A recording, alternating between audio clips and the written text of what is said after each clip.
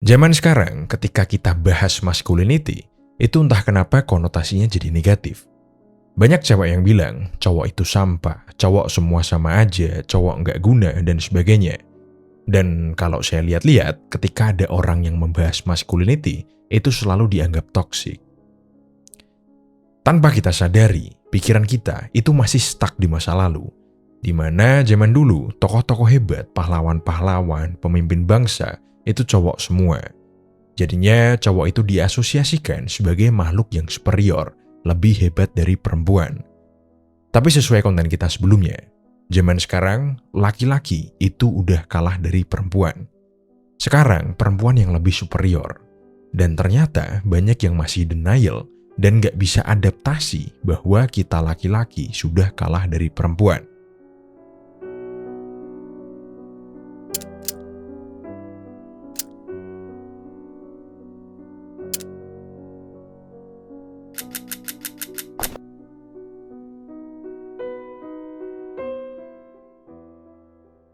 Oke, sesuai judulnya, krisis laki-laki. Apa yang menyebabkan laki-laki itu nggak bisa beradaptasi dan struggle di zaman sekarang? Kita bahas di 3 bidang aja, atau 3 aspek. Yang pertama adalah lapangan pekerjaan. Lapangan pekerjaan zaman sekarang itu udah banyak berubah dari zaman dulu, karena dipengaruhi oleh globalisasi dan diindustrialisasi, yang membuat kebutuhan akan kekuatan otot itu berkurang dan nggak begitu berharga. Yang padahal otot itu kan salah satu nilai plus atau aspek unggul dari laki-laki. Dan hal ini menyebabkan pekerjaan-pekerjaan yang biasanya hanya diisi laki-laki itu mulai berkurang dan beberapa bahkan udah hilang tergantikan oleh mesin dan robot. Makanya beberapa tahun kebelakang kalau ada PHK massal, ya kebanyakan yang di PHK itu laki-laki. Dan sekarang laki-laki usia produktif itu menyentuh salah satu angka pengangguran paling tinggi sepanjang masa. Itu tadi baru lapangan pekerjaan. Sekarang kita bahas edukasi. Mungkin kalian baru ngerasa ya kalau gerakan feminis dan kesetaraan gender itu belum begitu lama. Baru-baru ini aja.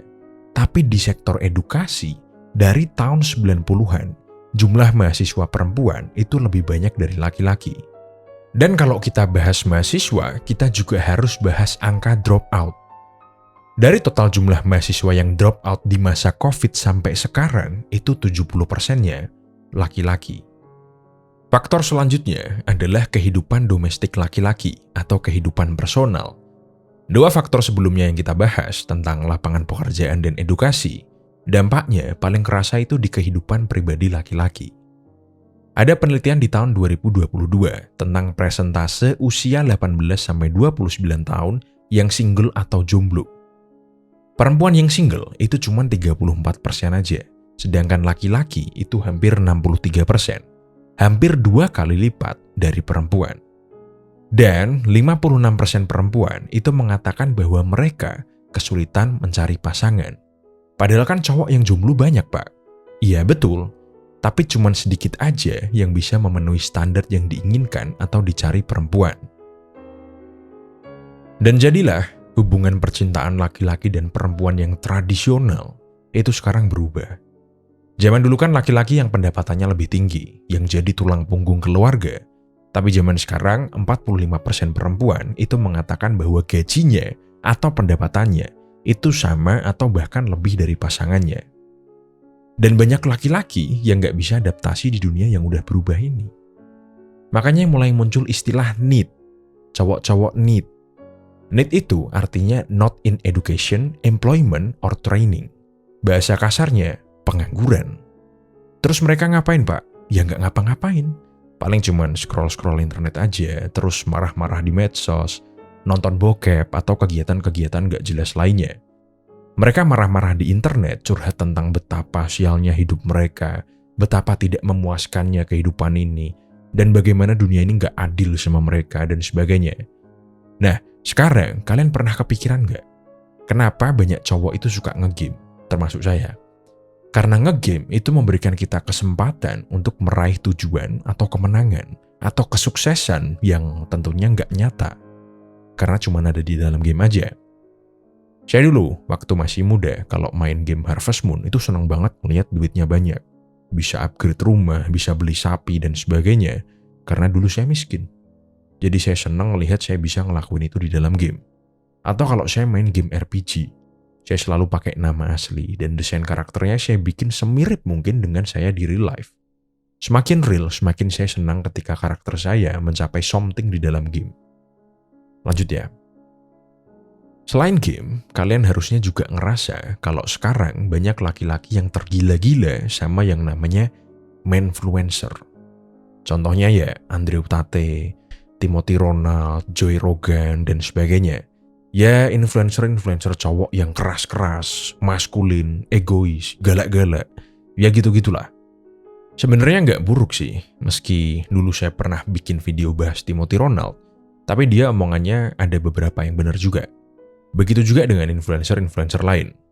Nah, yang menyebabkan para influencer ini populer, itu karena audiens atau penontonnya merasakan bahwa influencer ini merasakan juga struggle yang sama dengan mereka, tapi mereka bisa bangkit dan menang. Dan juga, influencer ini biasanya ngasih solusi atas permasalahan-permasalahan itu. Kamu miskin, pengen kaya, invest ke kripto. Kamu pengen disukai banyak cewek, jadi kaya, jadi kekar, punya Bugatti. Kau pengen punya pacar, ya udah, jangan males-malesan, perbaiki dirimu, lalu cari pacar. Sebenarnya nasihat-nasihat mereka ini belak-belakan banget dan cukup general, basic banget. Bahkan nasihat yang sama seperti nasihat bapak ke anak atau kakek ke cucunya. Jangan pacaran dulu, nyari kerja dulu baru mikirin cewek. Ya memang betul, kita kalau mau PDKT sama cewek itu kan harus effort ya. Dan salah satu resource untuk kita bisa effort adalah duit. Basic sekali. Dan viewernya suka, karena mungkin mereka nggak punya figur ayah di kehidupan mereka, yang bisa ngarahin mereka harusnya kemana, melakukan apa, dan sebagainya. Simpelnya ngajarin mereka cara hidup sesuai yang mereka lakukan. Entah kegiatan apa, kebiasaan apa, olahraga apa, meditasi, atau apapun yang jika dilakukan bisa merubah kehidupan kalian jadi lebih baik. Mereka juga bahas tentang maskulin, tentang proses menjadi laki-laki sejati dan tantangannya, menjadi raja, menjadi alpha man, dan sebagainya. Dan ini kan memberikan sense of purpose atau tujuan bagi para viewernya. Selain itu, untuk memenuhi ego viewernya, mereka ini akan terus-terusan mengkritik dan menyalahkan perempuan dan feminisme sebagai salah satu alasan kehidupan laki-laki itu susah.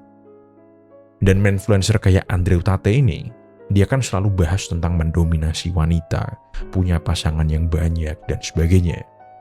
Ya, positifnya sih ya, influencer ini mengurangi jumlah boti di dunia nyata. Oke, sebelum saya tutup. Intinya, kita nggak bisa nyalain siapapun. Laki-laki zaman sekarang emang hidupnya susah. Laki-laki harus kuat, baik fisik maupun mental. Tapi zaman sekarang perempuan juga banyak yang kuat. Laki-laki harus jadi pemimpin.